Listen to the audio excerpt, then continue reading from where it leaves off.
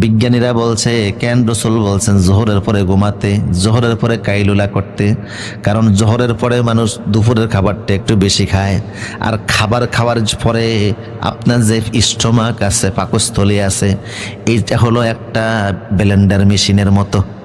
কি machine? Blender machine চিনেন না আপনারা? এটা ব্লেন্ডার করে খাদ্য খাবার যা আপনি খান, গোস্ত মাছ মাংস সবদারে ব্লেন্ডার করে। এই ব্লেন্ডার করতে গেলে তার রক্ত লাগে বেশি, তখন সে ব্রেনের রক্ত সারা শরীরে রক্ত টান দিয়া নিয়ে আসে। যখন সে রক্তগুলি টান দেয়, তখন যদি আপনি কাজ করেন দেখবেন কেমন কেমন জানি লাগে, লাই লাই লাগে, শরীর দুর্বল দুর্বল লাগে। এই জন্য 5 মিনিটের জন্য রেস্ট নিতে বলা হয়েছে, অন্তত 5 মিনিট হলেও। ওই ব্লেন্ডার করার পরে সে আবার রক্তগুলিকে ছেড়ে দেয়, তখন মানুষ স্বাভাবিক হয়ে যায়। এই জন্য দুপুরে খাওয়ার পরে কিছুক্ষণ রেস্ট নেওয়া রাসূলুল্লাহ সুন্নত, যাতে স্টোমাকে কাজ করতে পারে, অন্তত তার 10 মিনিট হলেও সময়টা দেওয়া উচিত, ঠিক কিনা বলেন? কারণ সে যখন কাজ করে, কাজ করার পরে আবার রক্ত ছেড়ে দেয়, তো যেখানকার রক্ত সেখানে আবার সাথে সাথে চলে যায়।